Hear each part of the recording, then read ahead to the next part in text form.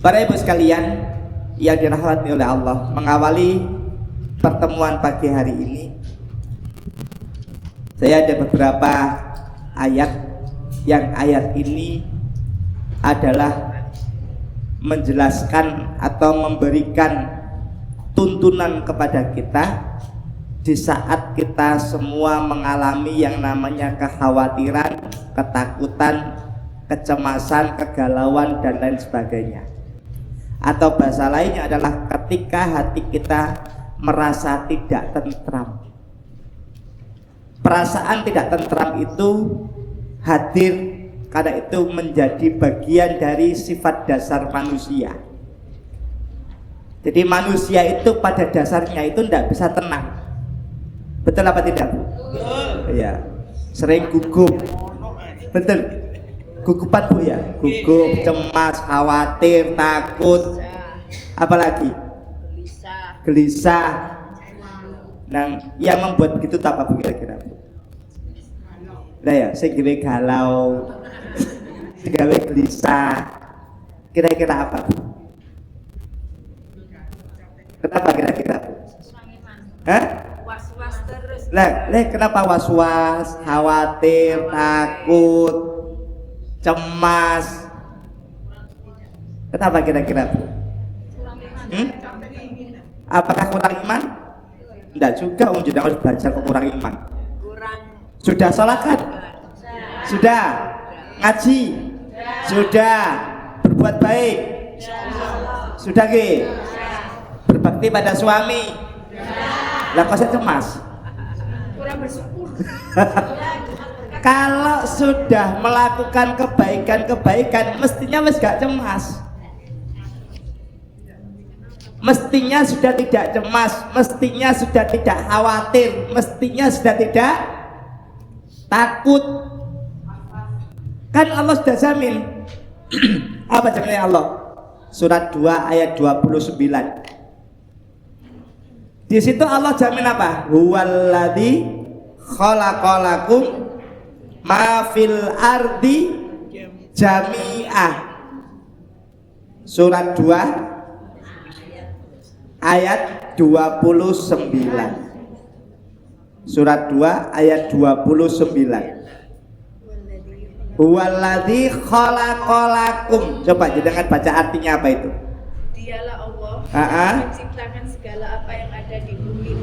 Titik di situ.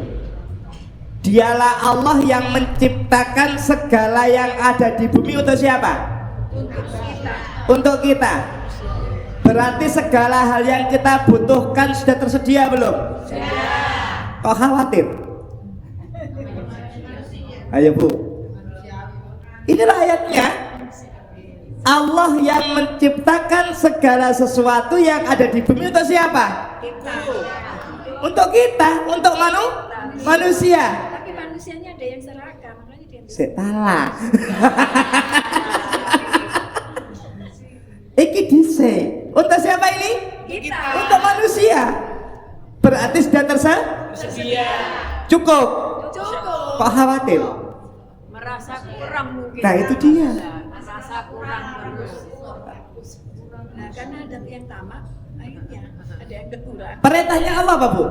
Udkuruni Datanglah padaku. adkurkum washkuruli wala. Ayo, sudah pernah sampaikan loh. Wala takfurun. Lali, Bu, ya. Ya Allah, manusiawi. Sekarang ingat besok lupa lagi. Gitu, Bu, ya. Ya Allah. Kok mendal kan bisa?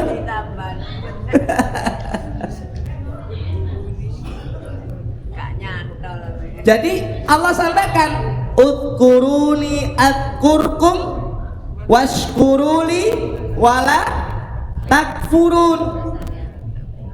Jadi Allah sampaikan kalau engkau selalu ingat aku, maka aku akan ingat kepadamu.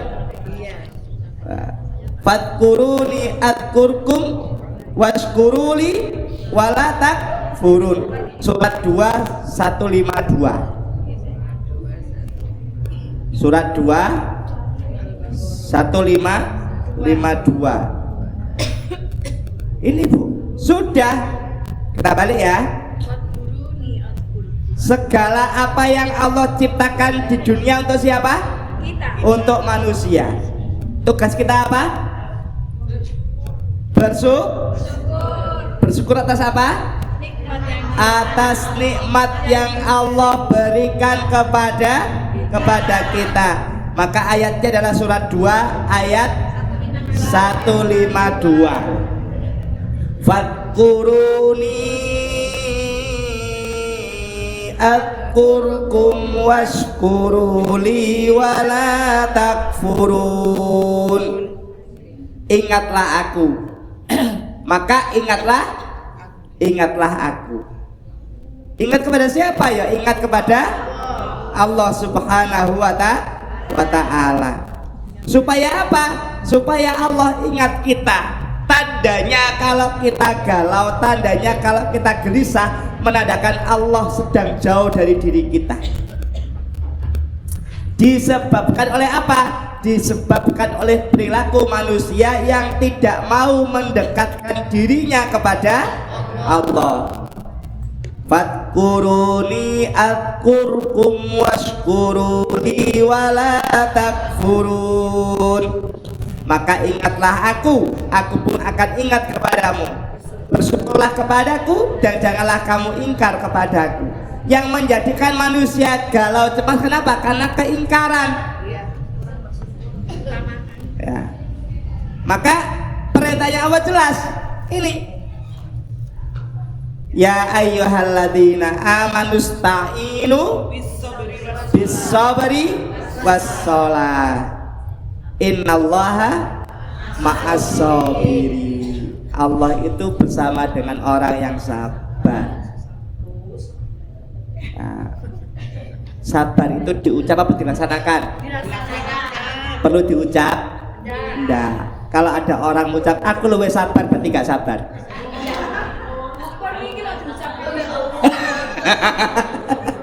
Jadi kalau ada orang bilang aku sabar, berarti belum sabar. Sama halnya dengan kata aku ikhlas, berarti belum ikhlas. Bagaimana logikanya? Jenengan lihat surat Al-Ikhlas. Apakah disebut kata ikhlasnya? Tidak. Karena ikhlas dan sabar itu adalah aplikatif, pelaksanaan, bukan hanya ucapan. Di situ pun tukaran. Mau nunggu gak ketemu yuk kangen lah asli nih. Nek ketemu yuk kayak Tom Jerry. Masya Allah. Nah, mohon maaf tenggorokannya agak terganggu dikit. Ya. Jadi ya ayyuhalladzina amanusta'inu bis-sabri was-shalah. Para ibu sekalian yang dirahmati oleh Allah, bersabar dalam menghadapi setiap ujian. Saya sedikit contohkan. Panjenengan pernah membaca sejarahnya Nabi Musa?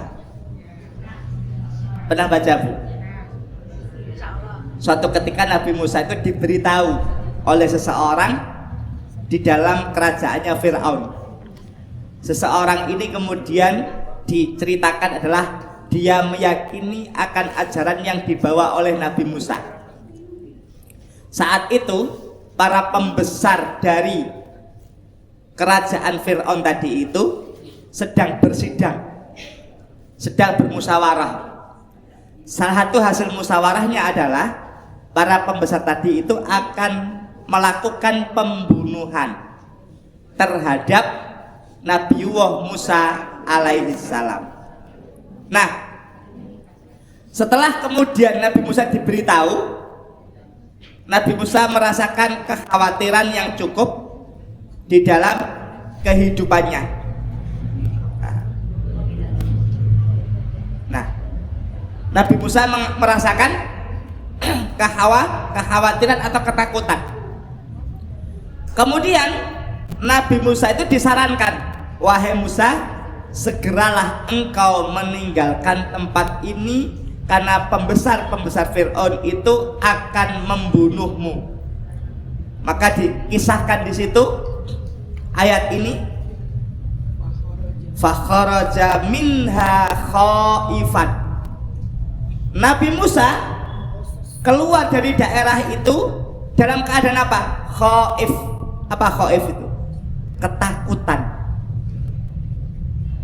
Ya tarokob. Ini surat yang ke-28 ayat 21. Saya coba off dulu ini. Saya masuk ke ayat di sini. Surat 28 ayat 21.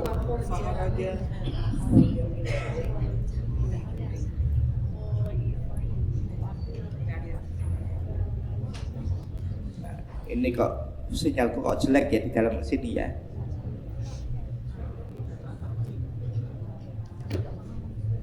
Bentar. Ya sinyalnya agak itu. Iya. Fakharaja minha khaifan. Nabi Musa kemudian apa? Keluar dari daerah itu dalam kondisi apa? Takut. Nabi. Ini. Maka keluarlah dia Musa dari kota itu dengan apa? Rasa takut dan waspada. Ya tarakop itu waspada. Nah, di saat kekhawatiran, di saat kewaspadaan, di saat ketakutan yang dialami oleh Nabi Musa, kemudian Allah ajarkan Nabi Musa, ini doanya, Rabbi najjini minal qaumidz dzalimin. Ya Allah, selamatkanlah kami dari orang-orang dolim. Jadi kalau kita khawatir, apa yang kita lakukan?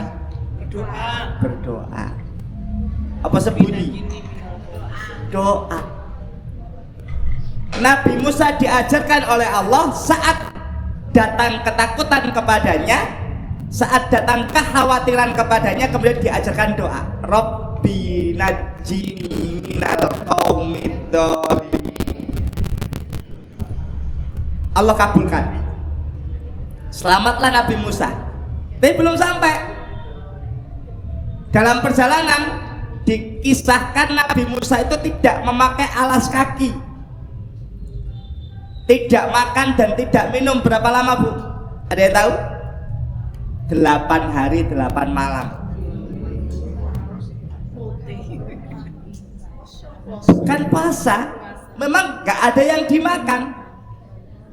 Diuji oleh Allah. Diuji oleh Allah. 8 hari 8 malam tidak makan, tidak minum. Ada yang pernah merasakan? Ojo Bu, melarat.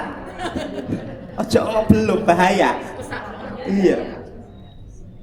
Nabi Musa mengalami hal itu.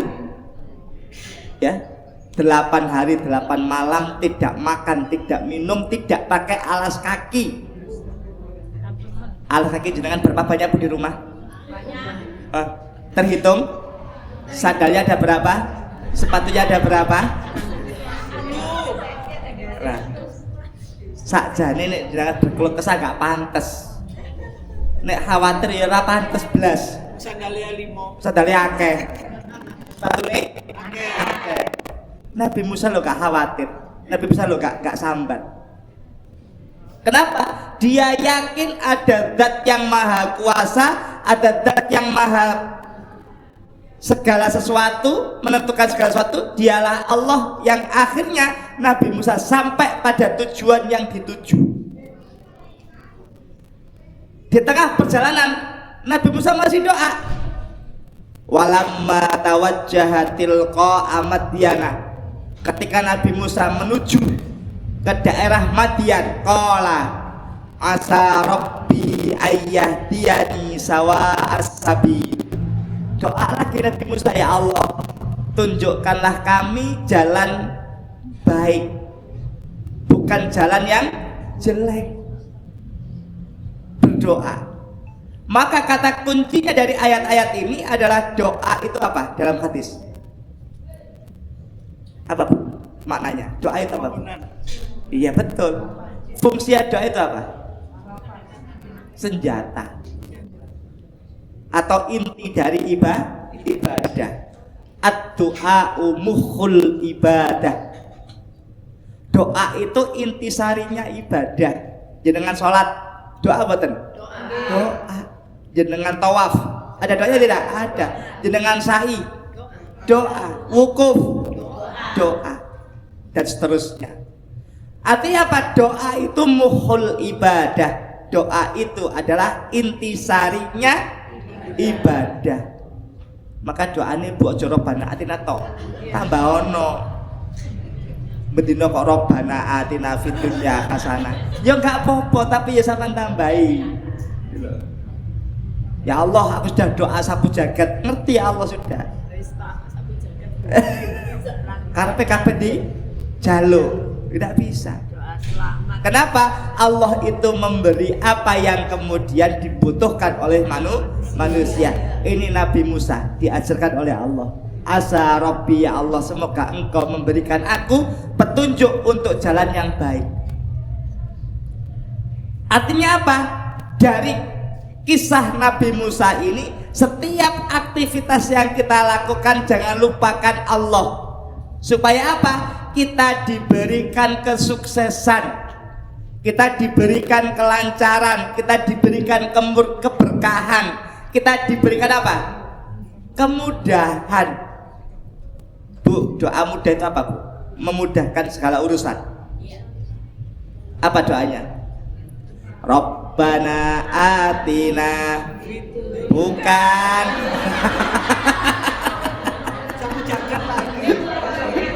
Bukan itu maksud saya. Jenengan setiap Jumat baca, tapi kayaknya nggak perhatian. Ya, betul.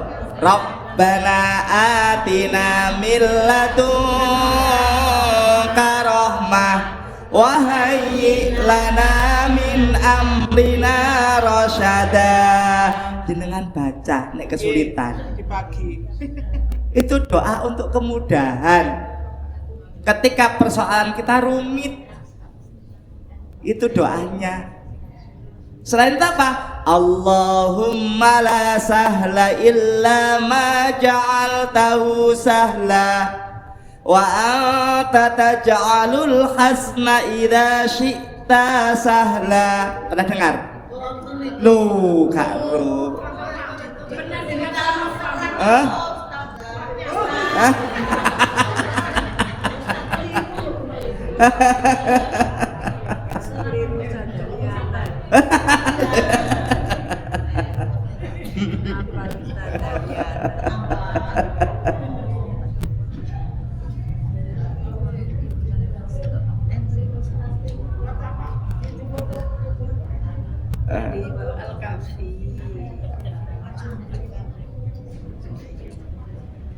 Iya. Tapi kan karena artinya tidak dibaca. Nah itu, Bu. Allahumma la sahla illa ma ja'altahu sahla wa anta taj'alul hasna idza syi'ta sahla. Doa kemudahan. Itu surat apa? Nah, bukan surat. Ya. Bukan surat ini. Sebenarnya Ya. Doa. Ya. Ini doa agar apa? Kita dimudahkan segala urusan kita.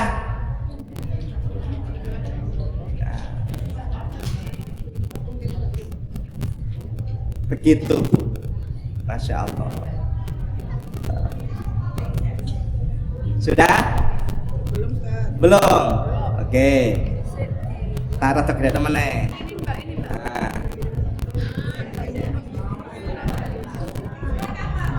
Bukan ini doa saja, tidak ada di Quran. Allahumma la sahla illa ma ja'altahu sahla wa anta taj'alul hasna idza syi'ta sahla. Ini saya baca setiap hari Selasa dan hari Kamis pagi ketika saya mimpin doa. Selasa Kamis pagi itu jadwal saya baca doa. Bukan, saya itu pimpin doanya, jadwal saya itu di Al-Falah setiap hari Selasa dan hari Kamis. Kalau hari Senin dan Rabu Ustadz Hanafi, kalau hari Sabtu Ustadz Mukhtar, hari Jumat khataman jam sekian itu. Nah, para ibu sekalian yang dirahmati oleh Allah, ini doa. Kalau doa banyak, ini kumpulan doa. Ini semua kumpulan doa dulu, amin iki. Nah, ini doa semuanya. Nah, ini kumpulan doa. Nah, ini doa semua Bu ini. Di grup. Cuma ini kalau tidak ngerti bahasa Arab ya tidak ngerti Bu, karena di atasnya itu tulisannya bahasa Arab. Tidak gundul Bu. Nah, doa apa ini? Ini al-isti'adah minal afatil badaniyah wa nafsiyah. Ini perlindungan untuk kesehatan badan dan jiwa. Loh, ini satu saja. Wakeh. Ya. Ini buku kumpulan doa. Ini segini banyak ini. Ada berapa ini? 1, ada 52. Di PDF jadi satu. PDF? Di kompres jadi satu. Yes. Nanti tak itu ya. Ya.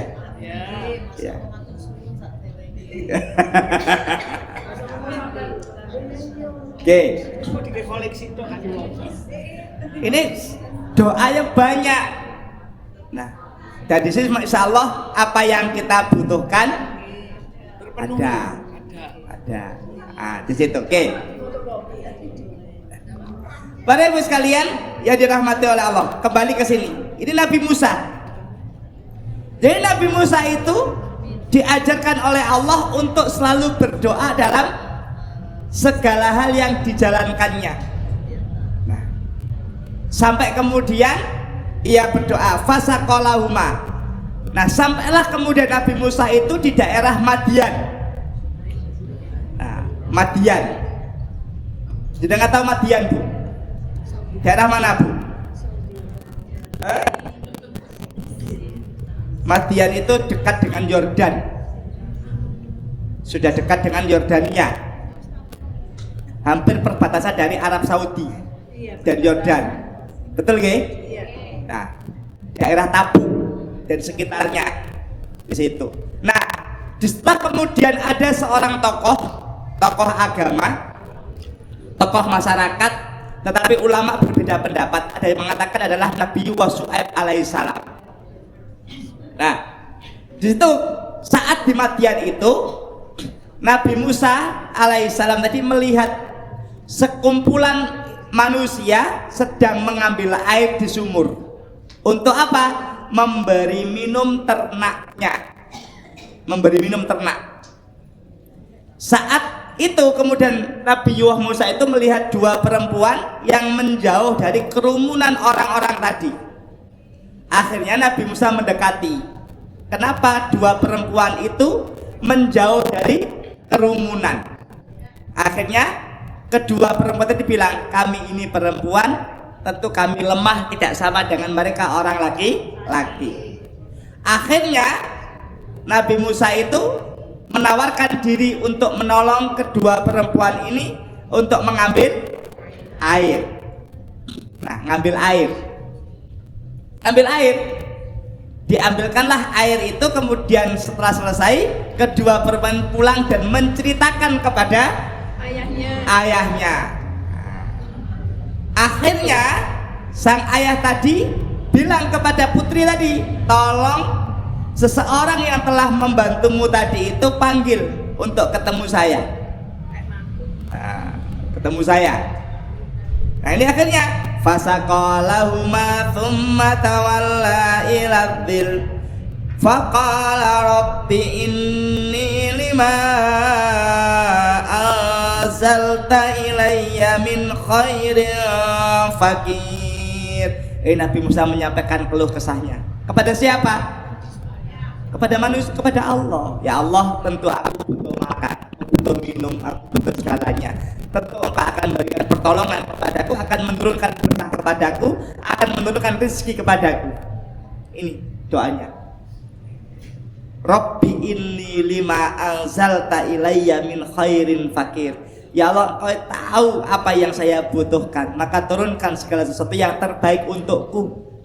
Fakir itu orang yang lemah. Kami ini lemah ya Allah. Akhirnya apa? Tadi dapat berkah. Dipanggillah Nabi Musa ya ke tempat perempuan tadi, dan ternyata sang ayah tadi sudah berencana untuk menikahkan salah satu putrinya dengan Nabi Musa, dan ternyata salah satu putri itu sudah memiliki ketakjuban terhadap Nabi Musa. Takjub akan tampak fisiknya, takjub akan kewibawaannya.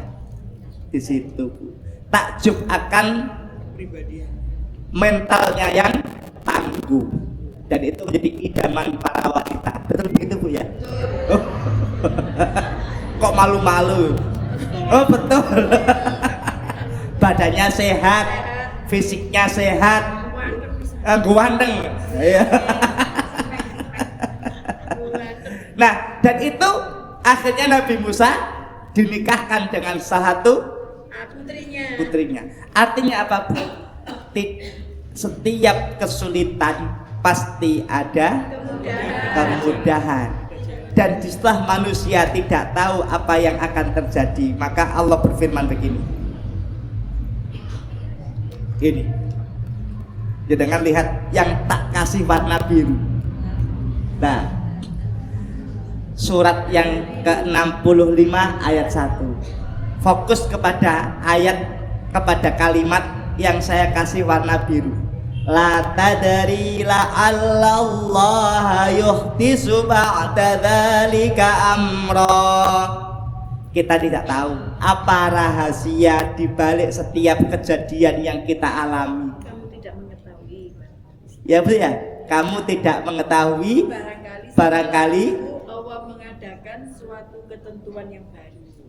Itu yang tidak kita ketahui. Makanya kalau belum terjadi tidak usah diputusi dhisik. Kita bukan dukun. Nah, dukun itu ya gak oleh.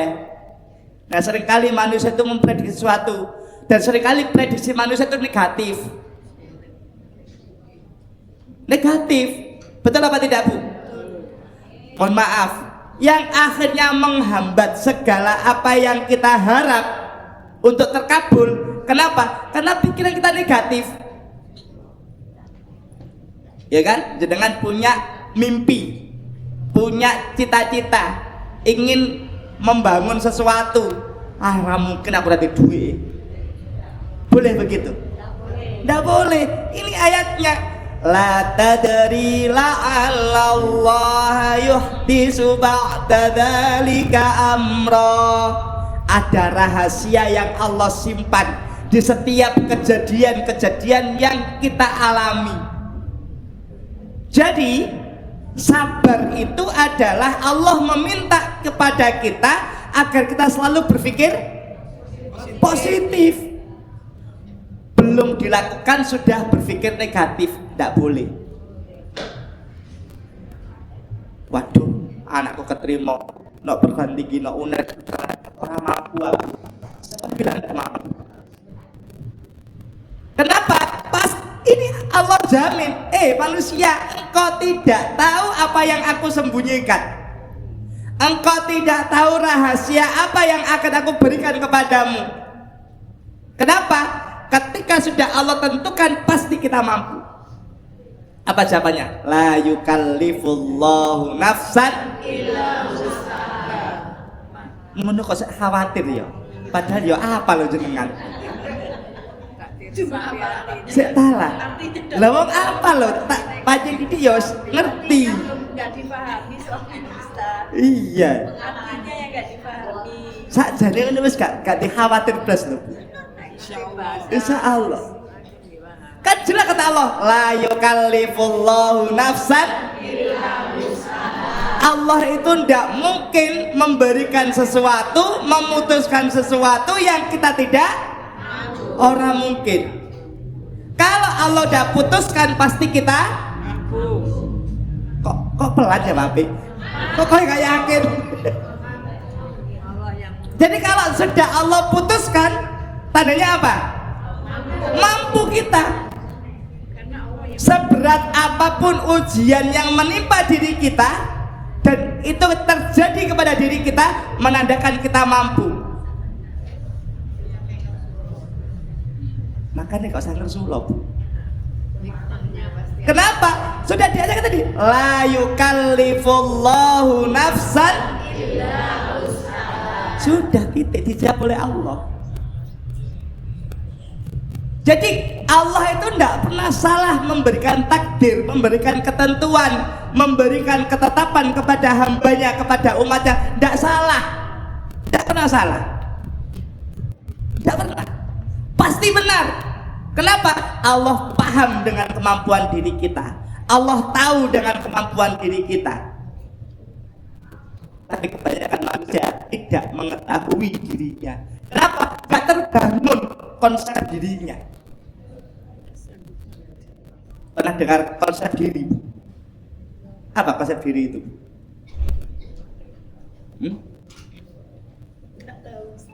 Kayaknya saya pernah nyampaikan loh.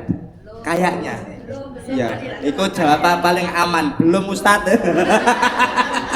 Supaya kan ditanya berikutnya.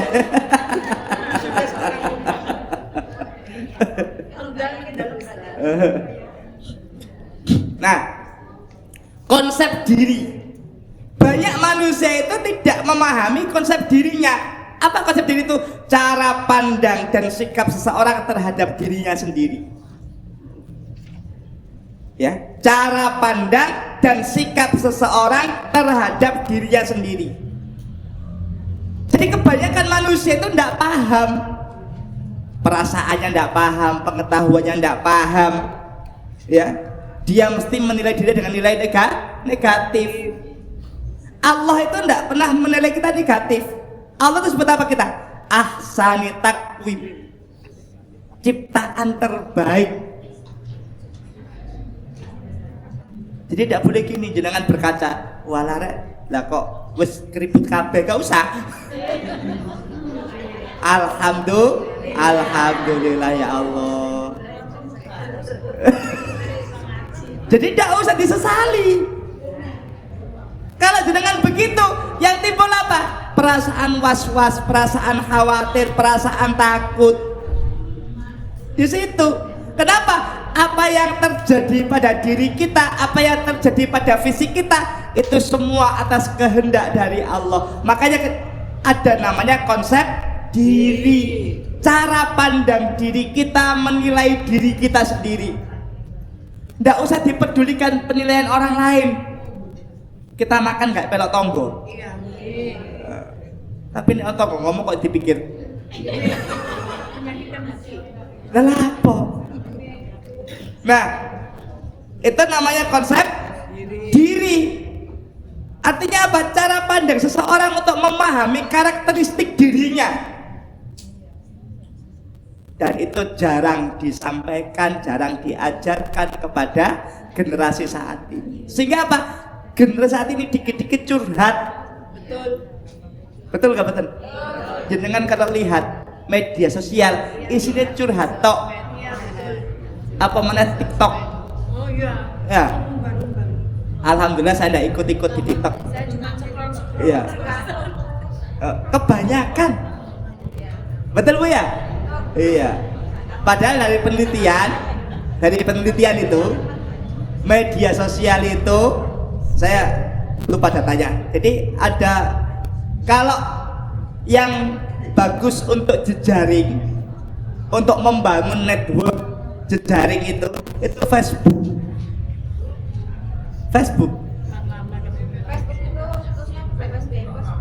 Nah, tinggal kita memfilternya. Kalau kita bisa memfilter, kita bisa. Kita akan menemukan banyak jejaring di dalam Facebook itu. Ya tidak apa-apa. Ya. Nah, saya kembali. konsep diri.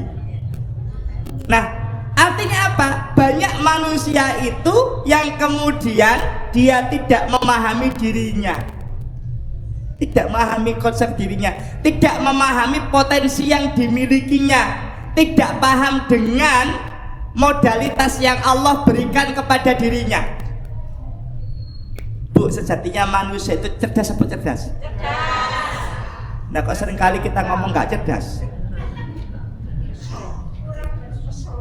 Nah, tidak boleh. Itu namanya kita apa? Menanamkan sesuatu yang negatif kepada diri kita. Tidak boleh. Jadi tidak boleh. Mestinya yang keluar dari lisan kita adalah kalimat-kalimat yang positif. Bu, ketika putra atau putri jenengan pulang cerita habis ujian dapat nilai 50, diapakan? Alhamdulillah. Saiki. Coba biar.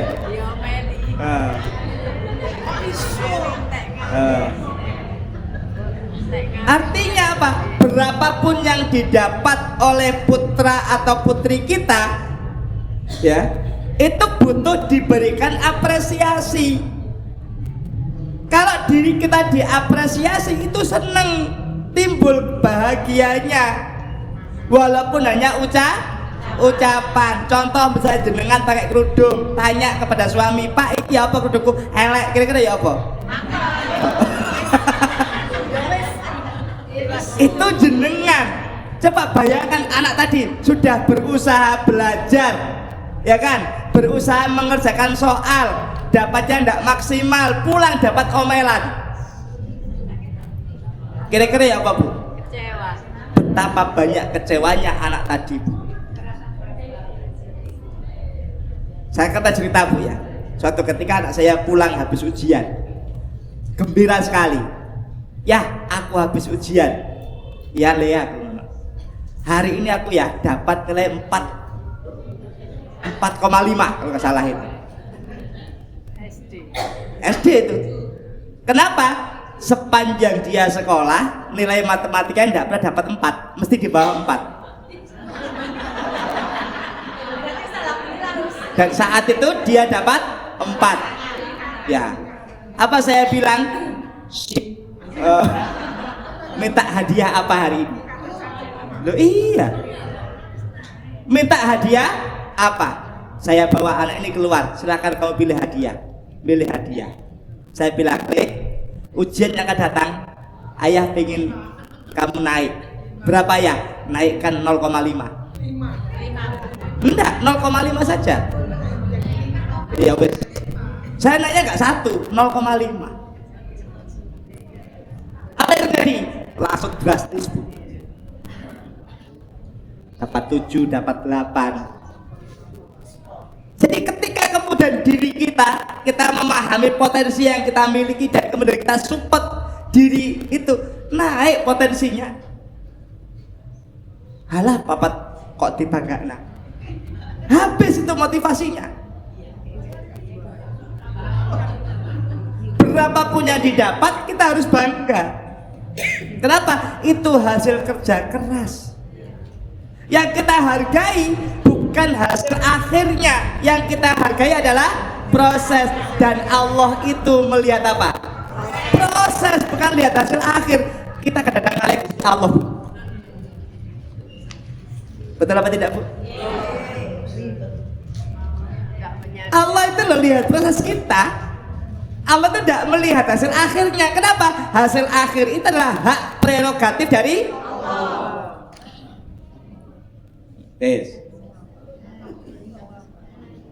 Allah itu tidak lihat bentuk fisik kita, Allah tidak lihat warna kulit kita, Allah tidak lihat bentuk rambut kita. Apa yang Allah lihat? Atqakum, ketakwaan. Di situ. Nanti Allah lihat fisik saya elek kalau surga. Makanya ketika ada sahabat, ada seorang ibu tanya, ya Rasulullah, siapakah kelak yang akan masuk surga? Yang masuk surga adalah orang yang masih muda. Nangis. Ini sepuh ya. Aku sepuh ya Rasulullah, padahal nggak masuk surga. Rasulullah maunya guyon, Ternyata si ibu ini itu menganggapnya serius. Akhirnya apa? Wahai ibu, maksud saya adalah kelak yang masuk surga itu kembali muda, nggak ada orang tua. Akhirnya oh gitu tadi Rasulullah maksudnya. Iya, jadi nggak perlu tunggu skincare lagi bu. Ya,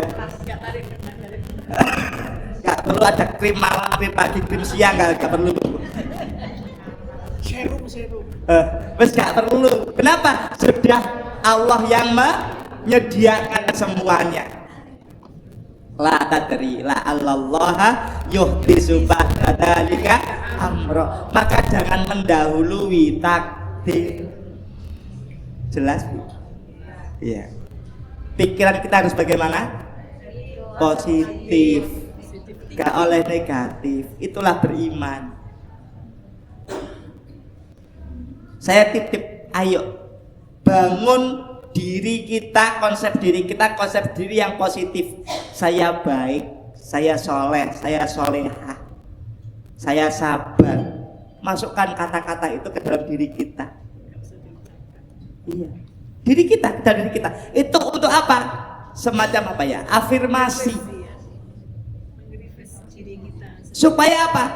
Alam bawah sadar kita itu ada yang berubah. Yang dulu dikatakan kamu jelek, kamu pendek, kamu hitam, kamu ini, itu hilang dengan kalimat-kalimat tadi. Dan merubah itu tidak gampang. Butuh proses. Dan prosesnya panjang. Mohon maaf, kita mendidik anak itu sudah terbangun saraf-saraf otaknya bagus, jenengan bentak sekali ribuan saraf putus. Betul. Maka juga bentak. Mulai toh bu. Jadi kalau kita orang dewasa dibentak mungkin tidak tahan, tapi anak-anak sekali bentakan ribuan sel saraf yang tersambung tadi itu putus. Akhirnya apa? Jadi minder, tidak percaya diri, tidak keluar kemampuannya. Menurutku nyalahno sekolahan. Pada saya salah. Sebentak mau sopo, mau bapaknya, mau ibunya. Di situ, masya Allah. Kami dulu berjuang akan itu supaya sekolahan, supaya lembaga pendidikan tidak ada hukuman fisik. Harapannya benar masih ada hukuman fisik dan itu terjadi pada anak saya. Dan yang membuli adalah gurunya sendiri. SMA 6. Nah, pernah terjadi dan saya kemudian ajak diskusi gurunya sampai tidak bisa ngomong gurunya. Gitu kan. Jadi seringkali sekolah-sekolah itu kemudian apa? Salah konsep dalam mendidik anak. Seringkali. Mohon maaf. Sekolah TK fungsinya apa, Bu? Saya tambahkan, kapan saya sampaikan. Saya ketemu ayatnya. Surat 28 ayat 14. Dengan lihat. Itu menarik ayatnya. Surat 28 ayat 14. Di situ ada dua hal. Sebelum anak-anak itu kita ajari ilmu pengetahuan, sebelum kita masukkan kepadanya pengetahuan-pengetahuan baru, apa kata Allah? Walamma balagha asyuddahu wastawa. Betul ya? Poin pentingnya, silakan dibaca artinya. Dan setelah dia Musa dewasa dan sempurna akalnya, kami anugerahkan kepadanya hikmah, kenabian, dan pengetahuan. Jadi kalau seseorang itu belum siap mentalnya, belum siap fisiknya, maka dia akan kesulitan menerima ilmu pengetahuan. Itu hipotesa saya. Makanya kemudian apa? Pendidikan, mendidik anak, konsep tadi itu, maka anak-anak di usia-usia dini, di PAUD, TK, SD itu adalah penanaman mental yang kuat agar dia siap untuk belajar menerima pengetahuan. Yang terjadi adalah rodok salah kaprah. Kelas 1 tasnya isinya sudah berkilo-kilo.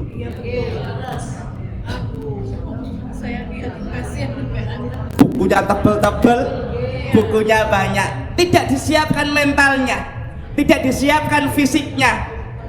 Saya kadang berpikir, apalagi mereka yang hidupnya pas-pasan, bagaimana mau menyiapkan fisiknya yang sehat? Kadang-kadang makan saja apa adanya. Di situ. Padahal tadi dikatakan walamma balagha asyuddahu wastawa. Allah hanya akan memberikan pengetahuan, akan memberikan hikmah kepada siapa? Mereka yang fisiknya sehat, mereka yang mentalnya sehat. Itu. Makanya kemudian di ayat yang lain Allah sampaikan, jangan tinggalkan generasi itu dalam keadaan lemah, lemah fisiknya, lemah mentalnya, lemah finansialnya. Supaya apa? Dia mampu membaca, dia mampu memahami, dia mampu mengambil segala hikmah, ilmu, pengetahuan yang Allah sebar di alam raya ini. Maka bisa titip, carilah sekolah yang begitu. Apa ada Ustadz? Ada, tapi larang. Saya nggak jemput merek loh Bu. Enggak, saya nggak jemput merek. Ya. Jadi kalau tidak disiapkan mentalnya, tidak disiapkan fisiknya, mohon maaf, susah untuk menerima pengetahuan. Coba arahin ngantuan. Jadi ngantuan itu tandanya mangannya gak bergizi. Loh, kau ada secara umum. Tapi dulu kami itu Bu, kami dulu di desa itu, ya, hampir tiap hari itu sarapannya apa Bu? Tela pohon. Tiap hari Bu. Yang ngantuan barang.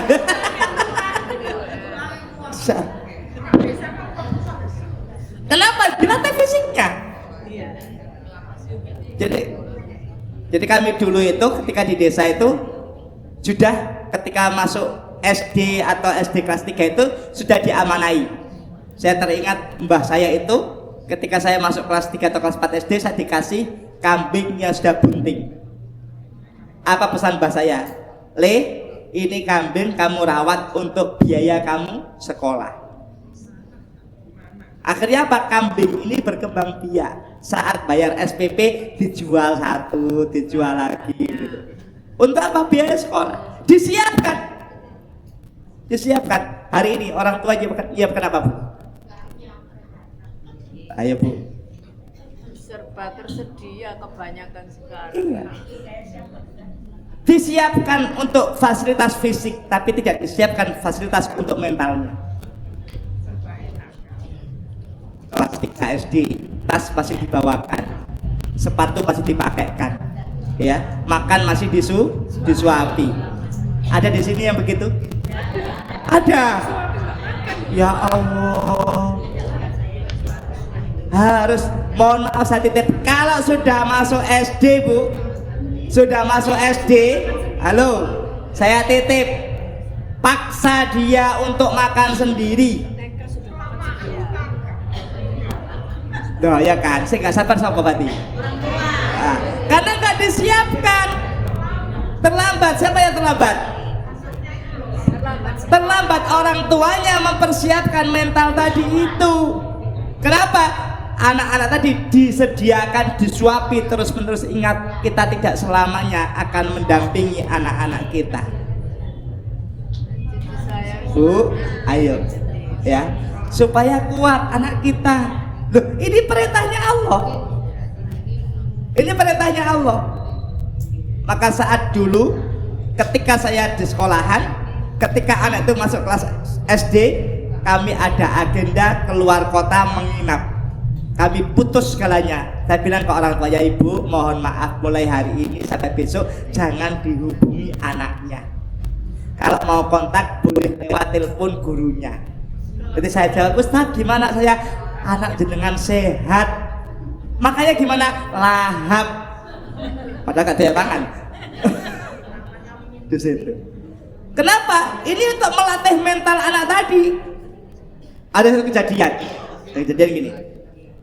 Anak ini tidak bisa tidur kalau dia tidak minum pakai dot. Padahal sudah kelas 1 SD. Tidak bisa tidur. Orang tua bilang, Ustaz, anak saya ini kalau malam harus pakai dot supaya bisa tidur. Wes. Sore hari mau tidur saya ajak ngobrol anak ini. Dok, kamu sekarang kelas berapa? SD Ustaz. Ya. Kalau sudah SD itu sudah besar atau masih kecil? Sudah besar. Kalau yang minum pakai dot itu orang besar atau orang kecil? Kecil. Kamu besar. Berarti minumnya pakai gelas. Akhirnya dia nego, Ustaz, izinkan saya malam ini saja pakai dot. Oke, kayak gitu. Simpel tak Bu? Saya tidak pakai ilmu apa-apa. Ketika kita sudah siapkan begitu, lepas dotnya. Pula kaget ibunya, loh Ustaz kok dotnya bisa lepas? Sama niki angel Bu, ini gak lepas jadi dilepas, saya lepas kok kaget aku. Kalau di orang tuanya biasanya kalau iya. kalau sama gurunya kan biasanya Alhamdulillah lepas Bu. Tidak pakai ilmu apa-apa, tidak pakai mantra apa-apa Bu. Enggak pakai jebol. Ketika kita siapkan mentalnya, ketika kita ajak dia diskusi, ketika kita ajak dia untuk bertukar pikiran, dia paham, pasti dia akan bisa mengambil keputusan. Dan ini yang seringkali tidak dilakukan oleh banyak orang tua. Betul apa tidak? Sakno Ustaz. Seringkali Bu ya. Makanya Allah bilang, sebelum Nabi Musa tadi itu mendapati kenabiannya, maka Allah siapkan fisiknya, Allah siapkan mentalnya, maka diuji tadi. Dan ujiannya apa? Bertubi-tubi. Gitu loh Bu. Nyambung betul? Nyambung. Maka ini kita ambil, kita terapkan dalam kehidupan kita. Berarti kalau ada ujian diapakan? Dijalani, dinikmati. Jadi kalau ada ujian, dijalani saja, dinikmati saja. Ya. Kenapa? Itu yang terbaik, yang Allah takdirkan, yang Allah putuskan untuk kita. Ingat ini. La tadri la'allallaha yuhdisu ba'da dzalika amra. Ada rahasia di balik setiap kejadian-kejadian yang terjadi pada kehidupan kita. Sampai kapan Ustaz? Tidak usah tanya itu. Kenapa? Kalau jangan tanya sampai kapan, tidak akan pernah bisa ikhlas untuk menjalaninya. Loh, kenapa begitu Ustaz? Ini loh. Karena beriman itu mana ya?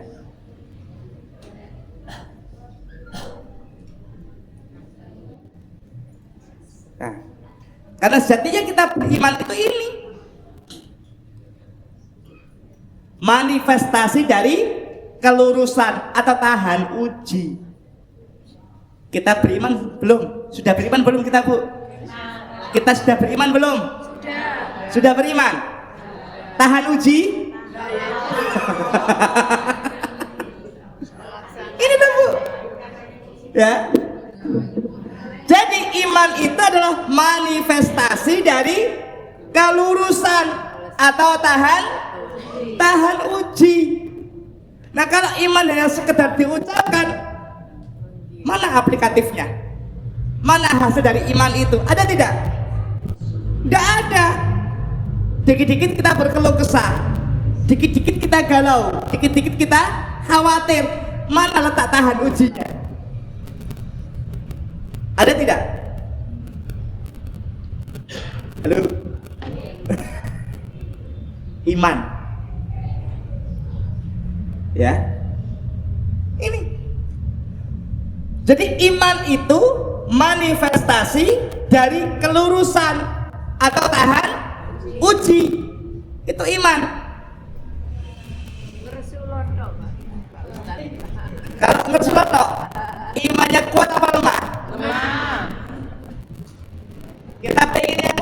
lima? Dua. Berarti kita tahan uji. Iya. Sakit gak sembuh-sembuh gitu kan mesti dua.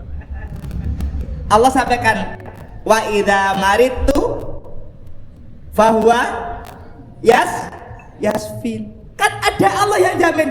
Kalau aku sakit, Allah yang menyembuhkan. Saya kan cerita Bu ya. Yang cerita waktu itu ada seorang dosen. Beliau di bidang hukum, tiba-tiba sakit.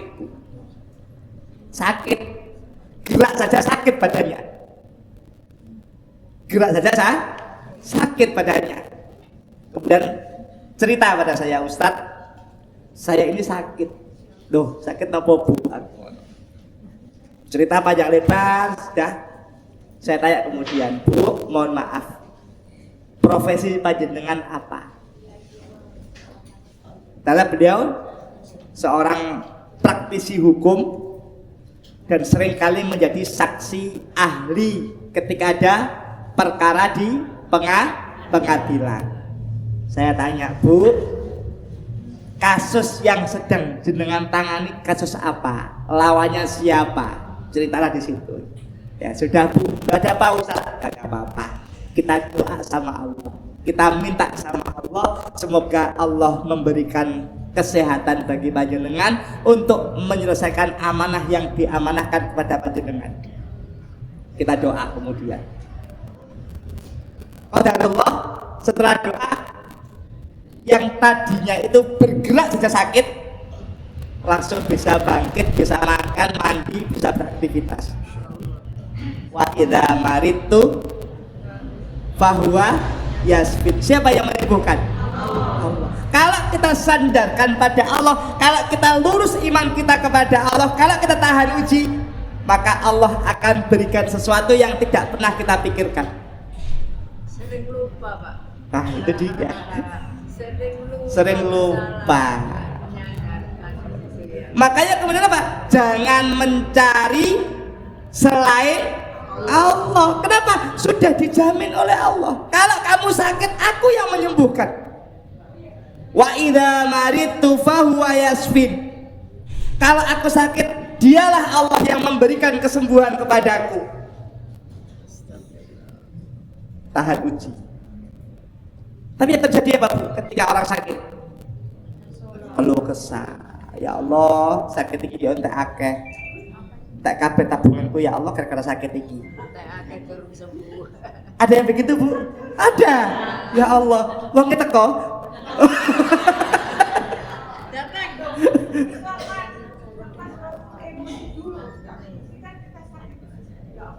Iya, karena kondisi kita dalam kondisi yang tidak prima, akhirnya apa? Lawamahnya, nafsunya tidak terkendali di situ. Sehingga apa? Ada Allah jamin. Idza maritu fahuwa yasfin. Kalau sakit Allah yang menyembuhkan. Yang kemudian apa? Disebut dengan ayat-ayat syifa. Dengan pakai zikir. Insya Allah kita sehat fisik kita sehat mental kita. Kan Allah jamin. Satunya apa? Wa nunazzilu minal qur'ani ma huwa syifaa. Tidaklah aku turunkan Al-Qur'an itu kecuali apa? Jadi obat. Itu Al-Qur'an. Tidak sekedar obat. Kenapa? Quran itu langsung masuk ke dalam jiwa kita. Kepada apa? Titik di mana penyebab segala penyakit. Apa itu? Hati. Makanya kita katakan wa nunazzilu minal qur'ani ma huwa syifaa. Tidaklah Quran itu aku turunkan, aku wahyukan kecuali untuk apa? Obat. Dan kedah Rasul bilang hanya dua penyakit yang tidak ada obatnya. Penyakit tua dan penyakit kematian. Itu Bu. Dua yang nggak ada obatnya, penyakit tua dan penyakit kematian, nggak ada obatnya, nggak ada. Sakit hati, zikir yang banyak. Nih, saya tunjukin. Saya tunjukkan. Ada bu ceritanya. Nah.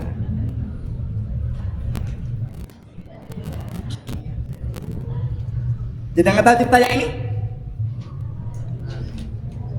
Surat yang ke-87, surat 21 ayat 87 88, tahu ceritanya? Nabi siapa? Kok Nabi Nuh toh? Nabi Yunus. Di dalam perut ikan. Nah, yang diketahui hanya apa? Dalam perut ikan. Tapi sebabnya jangan tahu. Ini sebabnya. Anta subhanaka. Bukan, ini loh. Wa dhannuni idh dhahaba mughadiban fadhanna an lan naqdira alaihi fanada fid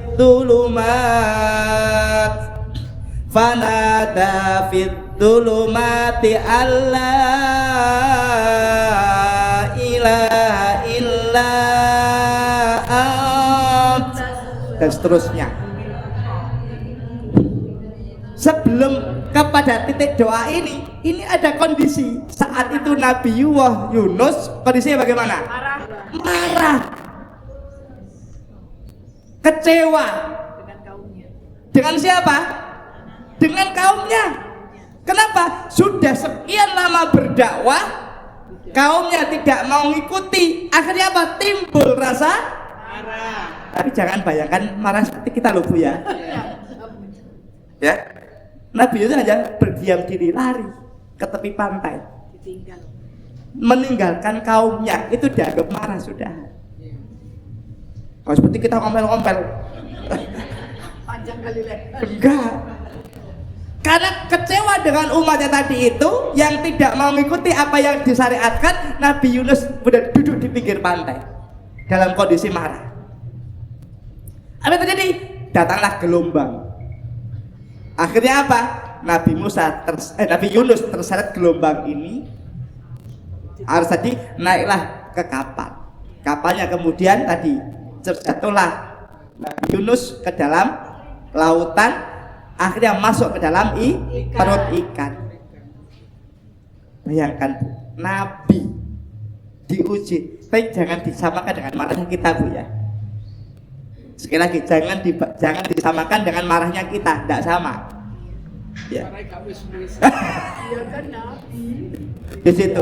Artinya ada kondisi manusia itu mengalami kekalutan, ada kondisi manusia itu mengalami kegalauan, ada kondisi manusia itu mengalami kepenatan, ada.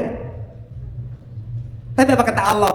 Kalau kamu penat, kalau kamu takut, kalau kamu marah, jangan dilampiaskan dengan nafsu. Apa? Kasih doa dengan Allah. La ilaha illa anta subhanaka inni kuntu minadz zalimin. Wis ngerti ilmune, nek marah-marah gak boleh ngomong banyak. Diem, dikit. Bisa Bu? Dipraktekkan nggih? Ya, jadi kalau jenengan lagi marah sama suami, gak usah ngomong, meneng ae. Ada mau dijawab. Iya. Hah? Nah, kan ini mesti Bu. Kita dikasih cara oleh Allah. Ya. La ilaha illa anta subhanaka inni kuntu minadz zalimin. Ayo Bu, biar fisik kita sehat. Jangan suka marah-marah. Nggih Bu nggih? Ya. Bisa tidak marah Bu? Insya Allah. Betul nggih? Insya Allah. Loh, kalau terusane gak marah Ustaz tapi godok ya padha ae. Ini baca. Loh, kenapa? Kalau kita dalam kondisi sulit, kalau kita dalam kondisi yang tidak nyaman, posisi yang tidak nyaman, baca doa ini. Apa kata Allah? Fastajabna lahu. Apa kata Allah? Tak jawab, tak kabulkan apa yang kamu harap, apa yang kamu minta. Lah enak Bu ya? Enak. Tapi kata diwaca. Apa jamin ini? Fastajabna lahu. Ini fi'il madhi. Fi'il madhi. Berarti apa? Pasti Allah jawab. Allah jamin ini. Fastajabna lahu wa najjaynahu minal ghammi. Dan kita akan diselamatkan dari gelombang kehidupan, dari bertubi-tubinya persoalan yang datang kepada kita. Kadzalika nunjil mu'minin. Begitulah Allah ketika menyelamatkan hamba-hamba yang beriman. Berarti apa? Quran tadi sudah mengajarkan segala sesuatunya kepada kita. Tapi ya jarang dilakukan loh Bu. Karena nggak paham artinya. Saya paham belum? Sudah paham ya? Jadi kalau marah apa yang dibaca? La ilaha illa anta subhanaka ini.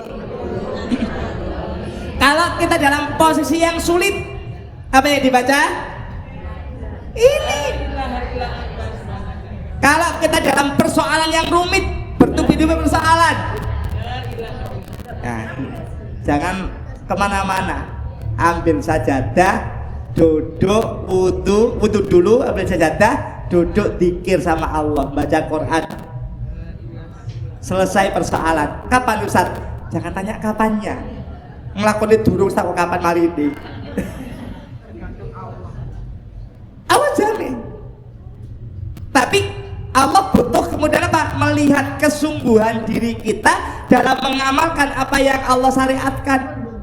Kenapa? Tadi kalimatnya Allah atau intisarinya bahwa orang yang beriman itu adalah seseorang yang kemudian apa itu? Tahan uji. Nah, tadi Bu ya. Jadi manifestasi dari keimanan itu adalah tahan uji. Ini iman. Nah, yang kedua, iman adalah suatu hal termulia di atas segala dunia. Kita kaya apa? Gini, kita mau punya berapapun kekayaan yang kita miliki, ya, tetapi kemudian kita tidak punya iman, kira-kira bagaimana? Khawatir, tidak bernilai di situ. Maka iman adalah satu hal termulia di atas segala dunia ini. Begitu.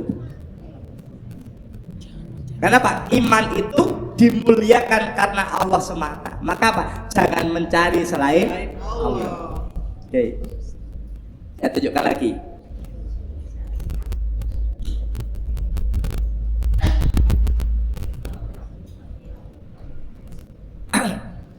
Nah, ini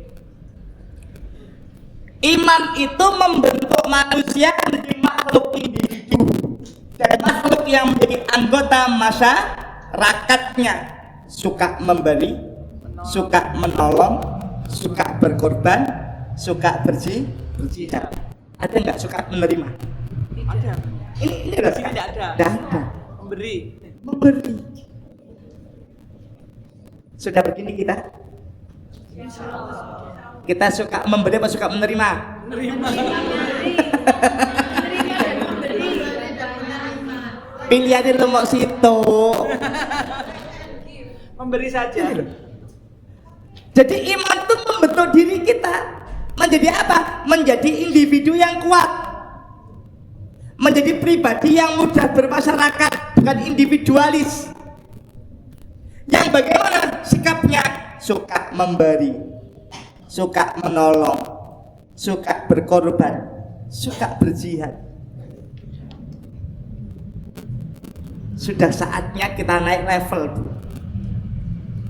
Pelajaran kita sudah saatnya kita aplikatifkan, kita aplikasikan dalam kehidupan kita, kita praktekkan dalam kehidupan kita. Mana kita dulu suka memberi itu mudah apa sulit? Sulit, Bu. Kalau seluruh umat Islam di Indonesia ini mau mengeluarkan 2,5% setiap bulan, insya Allah tidak ada orang miskin. Bu, ketika setiap orang yang bekerja dan dia mau mengeluarkan, nggak usah banyak, 2,5% saja dari honor yang dia dapat. Di sini ada berapa orang? Kira-kira 100 orang, Bu ya, 100 orang. Kemudian tiap bulan mengeluarkan 2,5% dari honor yang diterimanya, dari honor suaminya. Kan suaminya anggapnya honornya 4 juta, 4 juta 2,5% berapa? 100.000. Kalau setiap orang ini setiap bulan mengeluarkan 100.000 kali 100 orang, ketemunya berapa, Bu? Ayo Bu, hitungan Bu. Ini 100 orang, ya kan? Udah setiap orang tiap bulan mengeluarkan zakatnya 100.000, 10 juta. Setahun berapa? 120 juta. Bes, jenengan nggak perlu ngedarkan infak laku. Kenapa? Ini loh, kita dibentuk untuk apa? Suka memberi. Suka memberi. Simpel Bu, yang hitungnya ya. Dan ini apa namanya? Kesadaran zakat ini agak kurang di masyarakat kita. Kenapa? Manusia yang suka menerima, bukan suka memberi. Kenapa? Menerima itu lebih gampang daripada memberi. Coba kita mau mengeluarkan, mau memberi. Wayai anaknya sekolah. Iki lho sepedae lagi butuh diservis. Iki wayai bayar pajak mobil, pajak tanah, pajak rumah bangunan. Itu muncul kabeh di sini. Padahal yang dikeluarkan berapa tadi? 100.000 saja. Menunggu ketokno, masya Allah. Betul Bu ya. Jadi kalau kemudian misalnya masjid ini kan kemarin butuh dana gitu ya, perluasan itu ya. Kemudian jamaah yang ada di sini jadi tergugah seperti tadi itu, insya Allah terkumpul gitu, sudah terkumpul.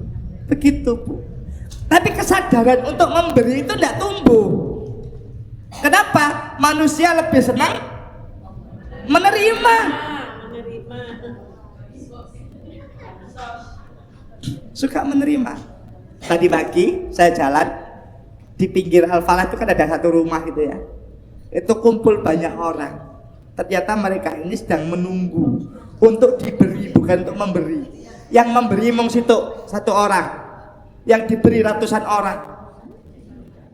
Itu menandakan bahwa keimanannya itu belum mampu membentuk pribadi yang kuat tadi itu. Kenapa? Mentalnya masih meminta, bukan memberi. Padahal Allah bilang dalam Quran, lan tanalul birra hatta tunfiqu mimma tuhibbun. Kebaikan yang Allah turunkan kepada kita tuh harus dipancing dulu. Kalau kita tidak pernah pancing, tidak pernah datang itu kebaikan. Kenapa? Allah berfirman, engkau tidak akan pernah mendapatkan kebahagiaan dariku kecuali engkau mampu menginfakkan sesuatu yang kamu sayangi, yang kamu senangi. Kan sudah Allah sampaikan, lan tanalul birra hatta tunfiqu mimma tuhibbun. Suka memberi. Ayo kita rubah sekarang. Kalau bisa kita berbondong-bondong suka memberi, bukan suka menerima atau berharap wes kok sarapan wes paling kono ngajen yo sarapan nih. Ada yang begitu? Oh boten nggih, alhamdulillah. Akhirnya ono gak kebagian. Walah tiwas aku gak sarapan, gak kebagian. Wis meneh gak melok ngaji aku, gak dikai sarapan. Kenapa? Mentalnya ini belum terbentuk, imannya belum membentuk pribadi yang kuat. Akhirnya apa? Ketika dia tidak mendapati sesuatu yang dia inginkan, mutung, gondok. Anak ya begitu, Bu? Nggak ada ya? Nggak ada. Oh, kono ya? Aduh, kono ya? Oh iya. Nggak ada nih. Ini suka memberi. Ya ini kan tak ulang-ulang, Bu. Suka memberi. Wah, Ibu, tidak perlu diteruskan. Iku jeneng gawe syarat.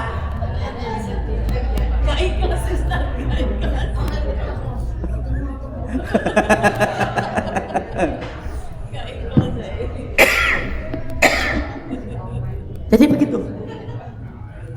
Jadi kalau kita sudah betul-betul beriman, berarti apa? Karakter kita itu suka memberi. Tak tunjukkan. Lebih baik tangan di atas. Al yadul ulya khairum min yadis sufla. Itu nama bagian keuman, gak usah disuruh. Ada yang pernah belajar ini? Ada yang pernah dapat materi ini? Ini saya ambil dari materinya seorang cendekiawan namanya Ari Ginanjar, yang dikenal dengan ESQ, emosional spiritual. Ya, situ. Nah, ternyata di dalam syariat kita itu sudah ditata oleh Allah. Yang tengah namanya fitrah, atau bahasa lainnya adalah hati. Hati kita bisa bersih begini ketika yang di luarnya ini sudah tertata. Ya kan? Satu, apa? Mission statement. Apa itu janji. Statement kita, ucapan kita, yang kita ucapkan. Apa yang kita ucapkan pertama kali? Asyhadu alla ilaha illallah wa asyhadu anna Tuhan kita ada berapa? Siapa? Allah. Yakin? Bener? Oh bener. Kakak teruskan. Nah,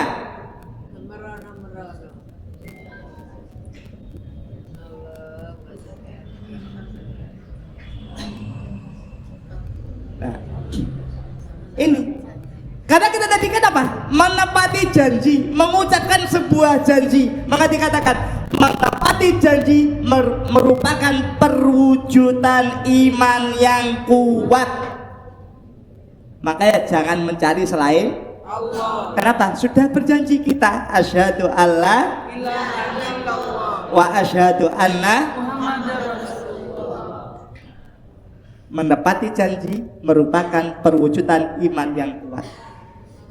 Ketika hari Rabu saya di WA sama Bu Hafi, Pak Ustadz, hari Jumat waktunya ngisi kajian di masjid di Ponegoro. Saya bilang siap, insya Allah. Saya datang sebelum jam 7. Sudah janji. Ya, karena saya berjanji siap, insya Allah. Maka saya usahakan datang sebelum jam 7. Iya Bu. Ya, di situ. Karena ini menepati janji merupakan perwujudan iman yang kuat. Suami panjenengan itu berjanji, betul apa tidak? Iya. Apa janjinya? Belum tak buka ini. Janji itu qabil tu nikahaha wa tazwijaha bil bahril madkur. Itu janji. Ya gelem nrimo cerewete. Ya pokoknya sepaket kudu diterima kabeh. Iya, nek suami jenengan kok protes, ala Bu sampeyan turu ngorok. Eling Pak. Ya. Gitu. Jenengan ingatkan, Pak. Dulu jenengan telah berjanji. Apa janjinya? Qabil tu nrimo kabeh. Paketnya lengkap. Sudah, maka tidak boleh protes. Iya, makanya ketika kemudian itu kita lakukan, kita terima, kita tepati, insya Allah apa yang terjadi? Akan menimbulkan kepercayaan dan penghormatan. Itu loh Bu. Jadi kepercayaan dan penghormatan itu bukan, tidak perlu datangkan buzzer, tidak perlu datangkan orang untuk berkomentar. Aku nulis ya, aku komentar sing api-api. Tidak perlu. Kenapa? Dia hadir natural. Dari mana? Dari perilaku kita, dari budi pekerti kita. Maka orang akan percaya dengan kita. Betul apa tidak? Itu Bu. Jadi iman tadi itu melingkupi segala sesuatu yang ada di kehidupan kita. Kalau kita pengen dapat penghormatan, kalau kita pengen dapat kepercayaan, maka ini lakukan. Jadikan iman kita iman yang kuat dan kita wujudkan dalam keseharian kita, tidak sekedar hanya ucapan. Kenapa ada orang dibully? Karena dia tidak dapati janji. Coba kalau seorang itu dapati janji, ya didapat apa? Kepercayaan, penghormatan. Betul apa tidak? Betul. Kalau orang itu tidak menepati janji, pasti tidak akan dipercaya, pasti tidak akan dihormati, tidak akan. Gak percaya Bu. Di situ saat mau jadi pemimpin, entah itu presiden, wali kota, gubernur, berjanji macam-macam, ternyata pada faktanya tidak ditepati. Dapat kepercayaan apa tidak? Tidak. Dapat penghormatan tidak? Tidak. Suatu ketika waktu itu di Amerika itu kan sampai ada masyarakat itu buat patung presidennya dan ditaruh di tempat umum, yang kemudian patung itu ditendang, dilempar, dihantam. Kenapa? Bentuk ketidakpercayaan dari masyarakatnya. Simbolnya begitu disimbolkan. Kenapa? Tadi ada janji yang tidak ditepati.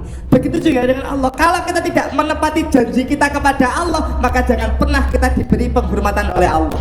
Maka tadi kan ayatnya, fadkuruni adkurkum washkuruli wala takfurun. Kalau Allah itu beri penghormatan, la in syakartum la azidannakum wa la in kafartum inna adzabi lasyadid.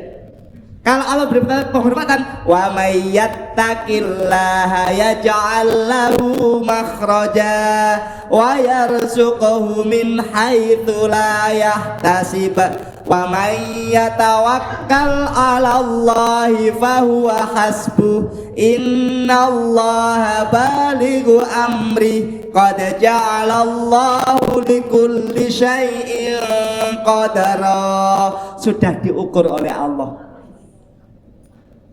Tapi yang menurutku kadang-kadang lali loh. Iya. Padahal diminta oleh Allah apa? Tapati janji. Kenapa? Kamu telah berikrar asyhadu alla tidak ada Tuhan selain Allah. Sumpah melayu nak dukun. Ya. Repot. Allah tagih loh, katanya kamu hanya menuhankan aku. Kenapa kamu lari ke pengen kaya? Ternyata apa? Cari dan lain-lain.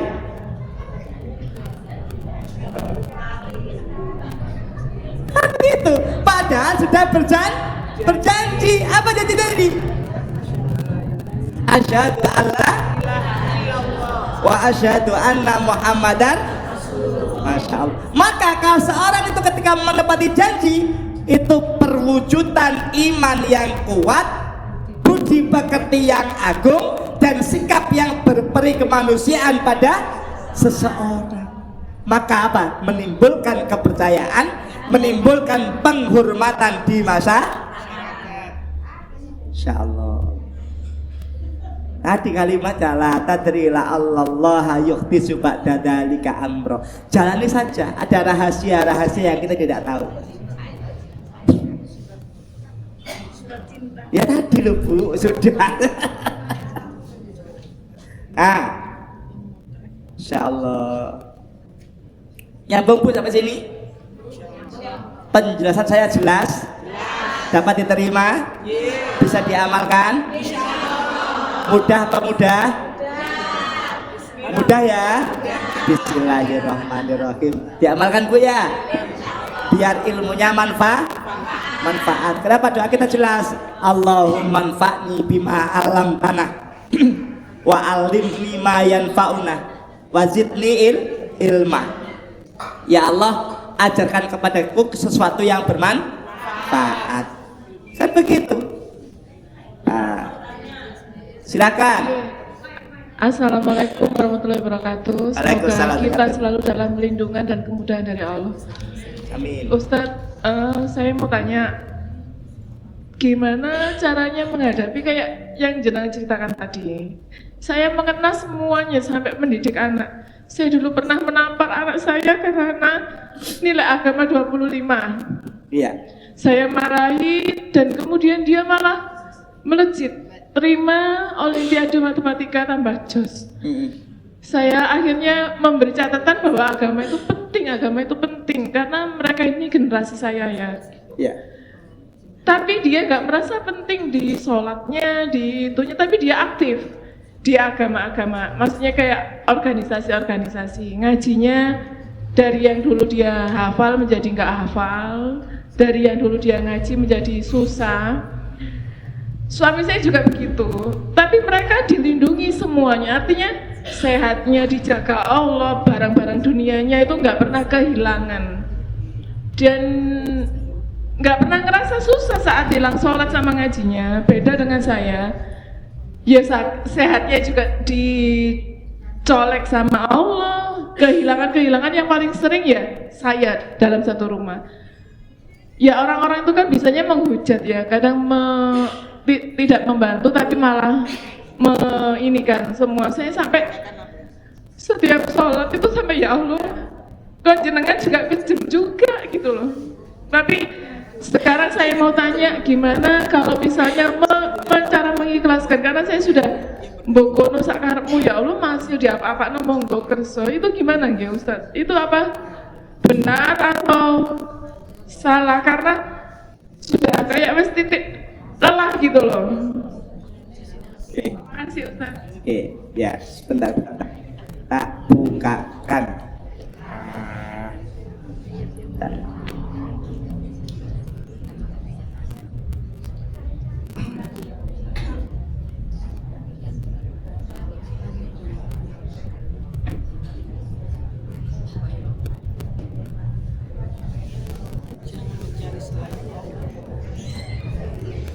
Bu ya. Sejenak. Oh enggak. Tenang Bu, aman. Nanti terbawa baper. Ya, aman. Jenengan lihat surat 12. Yusuf. Surat 12 ayat 87.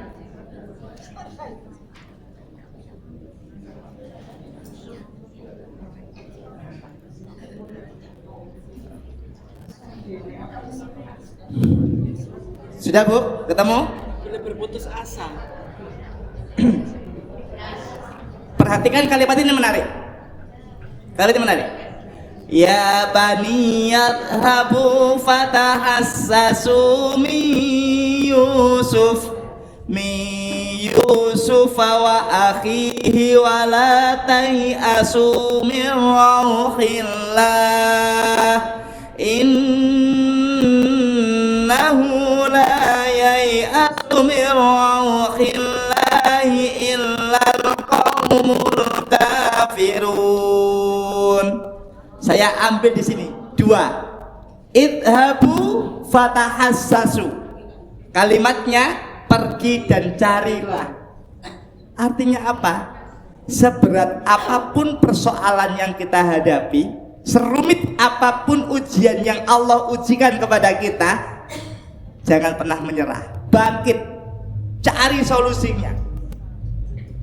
Walaupun itu harus mengurai seperti kita mengurai jarum di tengah jerami, ya, ngurai benang yang ruwet. Iya. Jadi kenapa ketika ibu diuji dengan ujian yang bertubi-tubi tadi, satu sisi anaknya sukses secara akademik, ya kan, tapi satu sisi secara agamanya mungkin agak kurang. Saya ambil dua ini kalimatnya. Jangan pernah berputus asa. Ibu harus kuat. Ibu harus kuat. Kenapa? Ada rahasia yang akan Allah berikan di balik ujian tadi itu. Maka apa kata ini Nabi Yakub? Ini ketika saudara-saudara itu sudah give up, udah menyerah, udah nyari kemana-mana tidak ketemu. Akhirnya apa? Dimotivasi. Loh, ini bahasa motivasi. Hele, ayo bangkit, bangkit, bangkit, cari. Jangan berhenti pada satu titik yang kita belum mendapatkannya. Kita mendapat satu titik sudah menyerah, jangan. Di situ. Ini. Jadi ketika kita menghadapi persoalan yang tadi, satu ini, kita bangun kepercayaan diri kita bahwa kita mampu untuk menyelesaikan persoalan tadi. Kita mampu menjalani setiap ujian yang Allah ujikan tadi. Tapi tadi dengan tambahi doa tadi, la ilaha illa anta subhanaka inni kuntu minadz-dzalimin. Terus itu dibaca, Bu. Kenapa? Fastajabna lahu. Allah kabulkan dan Allah akan selamatkan kita dari gelombang ujian berikutnya. Saya kira itu jawabannya. Iya. Artinya apa yang ibu jalani jangan sampai kemudian membuat ibu putus asa. Jangan. Apalagi Ustaz saya jangan. Itu namanya putus asa. Dan dilarang. Loh, kok mati?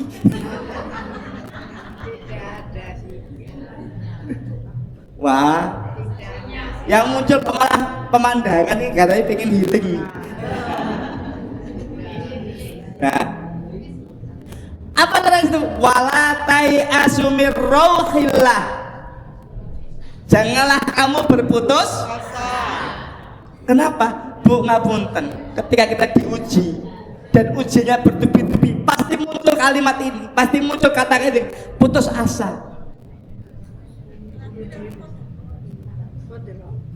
Itu kan udah bilang likulli syai'in qadra, segala sesuatunya telah diukur, diuji toh. Wes ana ukurane, Bu. Udah ada ukurannya. Ya. Likulli syai'in qadra. Di mana itu? Surat 65. Ini. Nah. Likulli syai'in qadra, segala sesuatunya telah Allah yang buat ketentuannya. Ini. Bagi sudah diukur oleh Allah. Ayat ketiga 65 ayat 3 sudah diukur, sudah ditentukan, sudah semuanya, tidak perlu khawatir. Ibu tadi yang tanya ditangkap apa jawaban saya? Bisa saya terima ya. Itu jawaban yang dari Al-Quran begitu. Jadi Al-Quran ngasih solusi dari persoalan yang kita hadapi. Pertama apa? Kita harus bisa menyadari bahwa semua yang terjadi tadi adalah atas kehendak dan ketentuan dari satu. Sehingga apa? Hati kita lapang, hati kita luas. Tetapi ketika kita belum mampu menyelaraskan diri kita dengan ketentuan dan ketetapan Allah, maka apa? Hidup ini terasa sempit.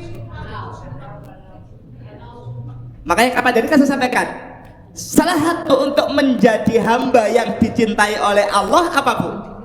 Selaraskan diri kita dengan ketentuan dan ketetapannya Allah. Di situ ridho dengan segala sesuatu yang Allah tetapkan, dengan segala sesuatu yang Allah tentukan. Di situ kita jalani, kita ikuti, jangan dilawan. Kalau kita melawan Bu, kalah kita. Ada badai, ada ombak, kita lawan, perahunya pecah. Maka kalimat Syekh Qadir, selaraskan dirimu dengan ketentuan dan ketetapannya Allah. Jangan pernah melawan ketentuan dan ketetapannya Allah, tidak mungkin bisa. Diuji tadi, itu ketentuannya Allah. Kenapa? Iman tadi adalah menjadikan kita orang-orang yang tahan. Balik mana Bu ya? Jadi keimanan kita itu menjadikan diri kita orang yang kuat, orang yang tahan uji. Ojo dibanting lah Bu, loro tambahan. Wes tak pakai tahan uji kok tahan banting, dibanting ku loro Bu, jangan Bu. Ya. Jangan Bu ya. Ya. Ojo banting-bantingan gak enak.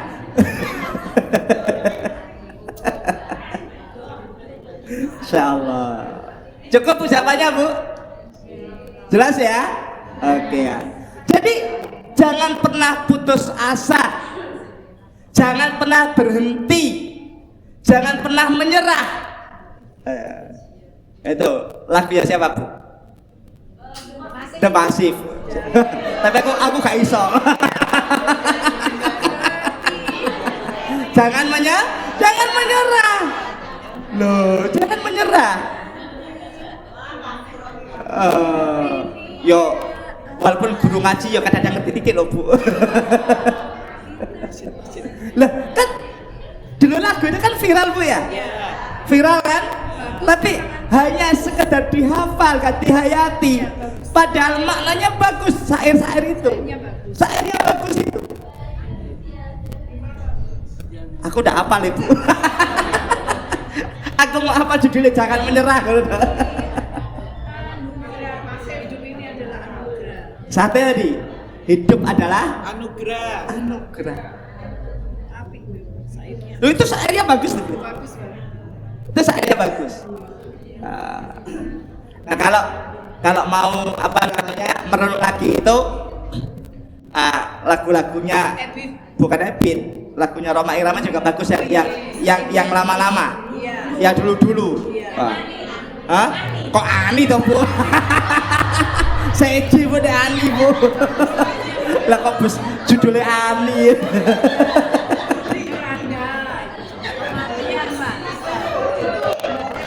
Itu kayak yang muda-muda gak paham lagunya Ani. Bukan itu, ada lagi. Jadi syairnya itu betul-betul apa namanya, Roma Irama itu ngambil dari kata kullu nafsin dha'iqatul maut. Setiap jiwa pasti akan menemui kematian. Engko sampean cari no YouTube akeh. Aku ono tak share tadi. Jadi itu untuk merenung. Itu kadang-kadang kalau lagi itu saya cari syair apa lagu-lagunya Roma Irama yang zaman dahulu itu. Iya. Itu kan bagus-bagus syairnya. Iya. Di situ. Misal kok ngerti, lah biyen ngono ya bisa diputer-puter ya. Karo Mbah. Nah, jadi ini likulli syai'in qadra. Segala sesuatunya telah ditentukan, telah ditetapkan oleh Allah. Aman Bu. Sudah. Tidak salah. Makanya tadi kata ini yang di tadi itu, ya, kalau kita sudah bisa bangun ini Bu, bangun misi statement kita dengan baik, ya, kita benar di sistem kita, enak hidup kita. Cuma seringkali manusia itu tidak menepati janjinya atas statement yang dia ucapkan atau kesepakatannya telah dibuat, kesepakatannya sering diingkari. Yang kedua apa Bu? Karakter building. Tadi kan dikatakan iman itu melahirkan apa? Budi pekerti yang agung, kayak baik. Kenapa? Nah, budi pekerti yang agung itu dibangun dari mana? Ini. Dan karakter building itu apa? Sholat. Jadi kalau kita masih sering berkeluh kesah, sering khawatir, berarti bisa jadi sholat kita butuh untuk dinaikkan kualitasnya. Saya nggak bilang jelek loh Bu. Iya, sholat kita butuh untuk kemudian dinaikkan levelnya. Artinya apa? Penghayatan terhadap setiap gerakan bacaan dalam sholat kita harus dihayati supaya masuk ke dalam jiwa kita, sehingga apa? Karakter kita terbangun. Gitu loh Bu. Karakter kita terbangun. Karakternya bagaimana? Karakter yang kuat, hanya bersandar kepada Allah. Kita bilang Allahu Akbar. Ya, mantap. Baca doa Allahumma ba'id baini wa baina khotoyaya kama ba'atta bainal masyriqi wal maghrib, dan seterusnya. Atau yang baca wajjahtu wajhiya lilladzi fataras samawati wal ard hanifan musliman, dan seterusnya.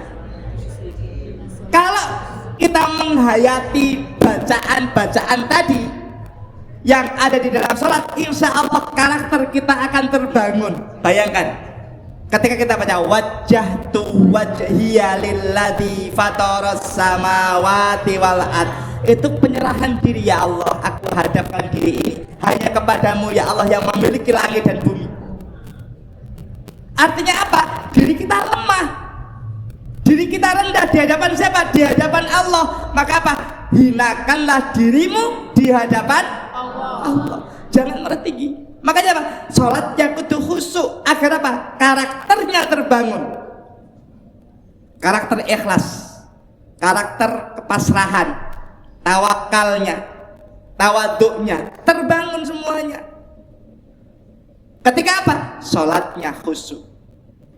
Alladzina hum fi sholatihim khoshi'un. Gak salah, itu ayat yang lain. Coba yang tak maksud, khoshi'un. Gak.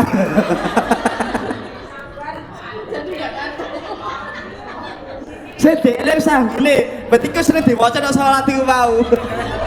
Ara'aital ladzi yukadzibu biddin fadzalikal ladzi yad'ul yatim wala yakhuddu ala ta'amil miskin fawailul lil musallin alladzina hum an salatihim sahun. Wes alladzina hum yura'una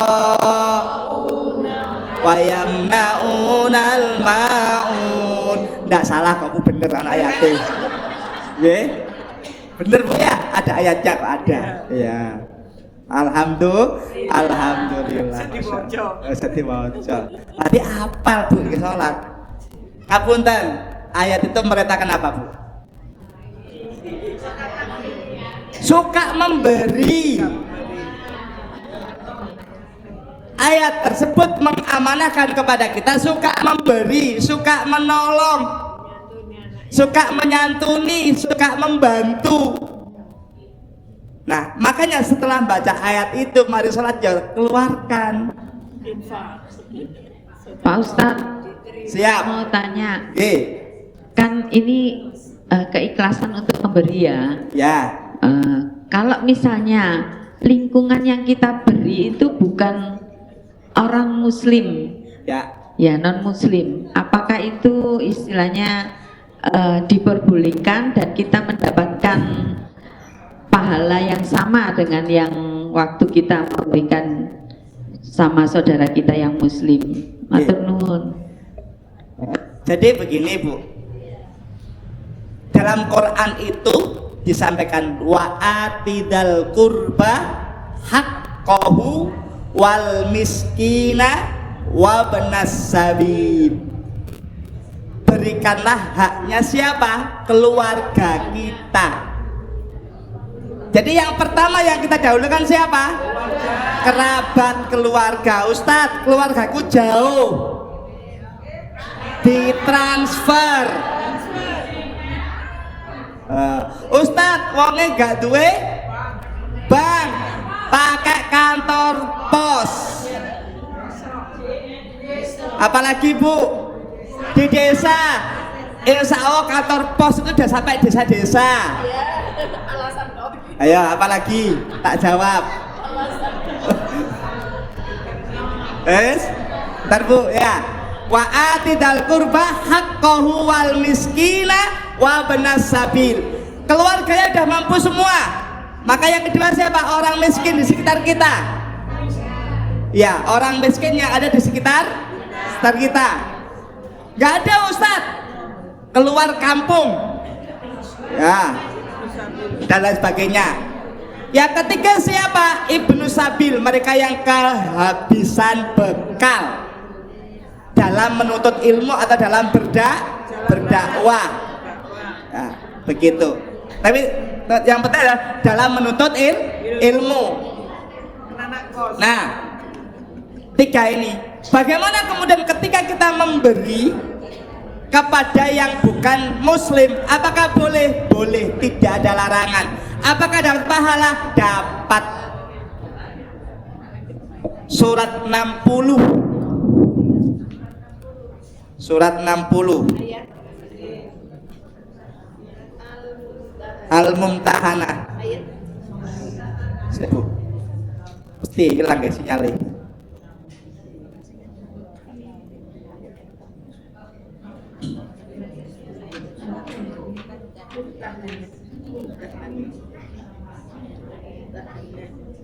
Perempuan yang diuji.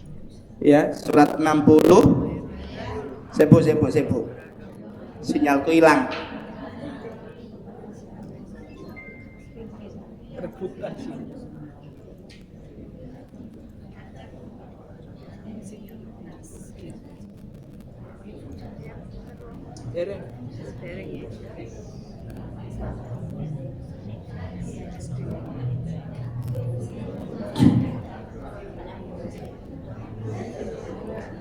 Nih, ayat ke-8. Ayat ke-8. La yanhaakumullahu 'anil ladzina lam yuqatilukum fid-dini wa lam yukhrijukum min diyarikum an tabarruhum wa tuqsitu ilaihim innallaha yuhibbul muqsitin. Allah tidak melarang kamu berbuat baik dan berlaku adil terhadap orang-orang yang tidak memerangimu. Panjenengan punya tetangga non muslim, dia baik, tidak mengganggu ibadah kita, tidak mengganggu cara kita melaksanakan syariat. Boleh tidak kita berbuat baik? Boleh, tidak masalah, tidak dilarang. Tidak dilarang kita berbuat baik kepada. Ini ayatnya. Allah tidak melarang kamu berbuat baik dan berbuat berlaku adil terhadap orang-orang yang tidak memerangimu dalam urusan agama dan tidak mengusir kamu dari kampung halamanmu. Sesungguhnya Allah mencintai orang-orang yang berlaku adil. Bagaimana pahalanya? Ya, kembali setiap kebaikan Allah balas dengan kebaikan. Kejelekan Allah balas dengan kejelekan. Begitu Bu ya? Jelas? Oke. Monggo Bu, tadi ada yang mau tanya lagi. Silakan.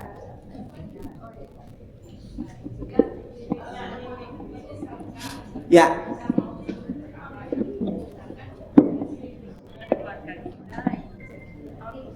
Oke. Dan membutuhkan pertolongan kita. Gimana Ya. itu?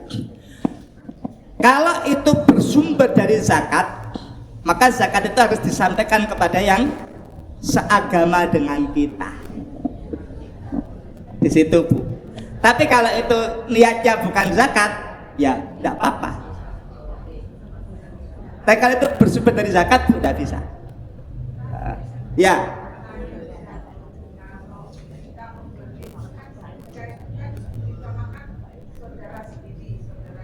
Keluarga.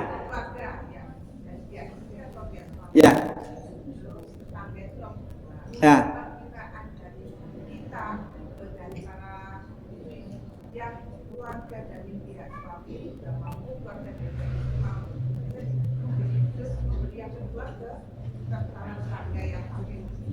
Ya.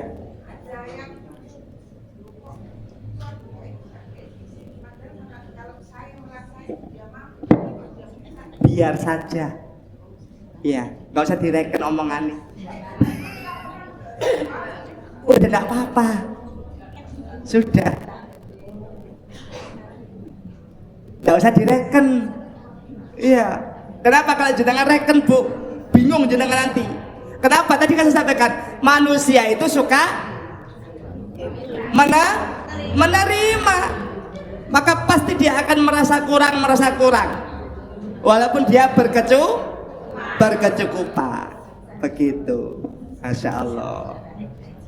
Loh, kok jam 09.00 Bu satu? Kok cepet tuh Bu sampai Bu? Ya Allah. Aku turun mari materiku. Ya. Dalam? Oh iya, insyaallah. Oke. Sedikit lagi. Nah. Ya, dikit lagi. Karakter building tadi ya. Bangun karakter. Lewat apa? Sholat kita. Yang ketiga ini penting juga. Self controlling.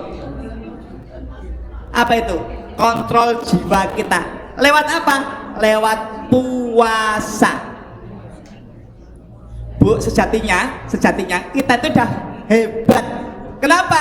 Sholatnya sudah, puasa sudah, mestinya sudah menjadi pribadi yang terus ya.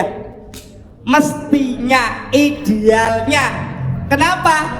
Sudah sholat, sudah zakat, sudah puasa, atau sudah haji. Mestinya kalau ini sudah dilakukan, Bu, stop. Itu.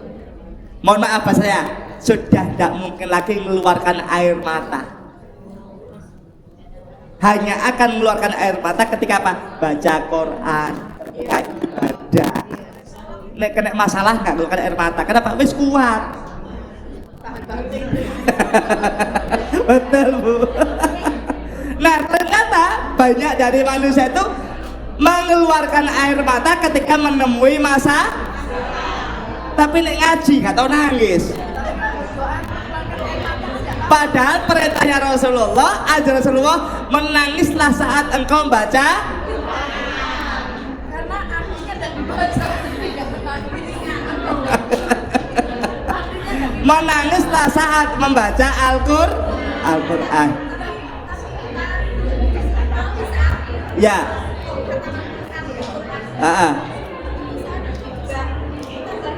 Ya. Ya tidak apa-apa. Karena apa? Tadi di sini disampaikan Rasulullah begitu. Boleh nangis kita. Saat apa? Satu yang baca Al-Quran. Boleh. Di situ. Kenapa? Kita betul-betul menghayati. Makanya kita diperintah apa? Bacalah Quran itu dengan tartil itu tidak sekedar betul bacaannya, tapi betul-betul masuk ke dalam jiwa. Apa mana saya mau suaranya enak, loh, istimewa itu. Yes. Ibu sampai sini dulu. Ketemu lagi insya Allah di pertemuan yang akan datang. Semoga Allah berikan kita kekuatan. Semoga Allah berikan keberkahan untuk kita. Dan semoga Allah kuatkan kita untuk selalu berada di jalan Allah Subhanahu wa Ta'ala. Apabila ada hal-hal yang kurang berkenan dari apa yang kami sampaikan, mohon dimaafkan. Dan semoga sekali lagi apa yang kami sampaikan mendatangkan manfaat untuk kita semuanya.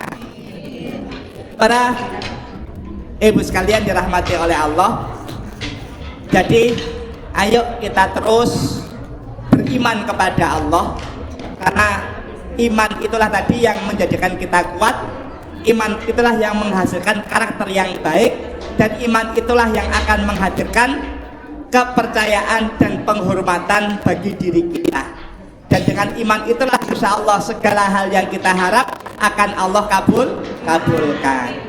Alhamdulillahirabbil alamin. Subhanakallahumma wa bihamdika asyhadu an la ilaha illa anta astaghfiruka wa atubu ilaik. Kurang lebihnya mohon dimaafkan. Billahi fisabil haq fastabiqul khairat. Wassalamualaikum warahmatullahi wabarakatuh.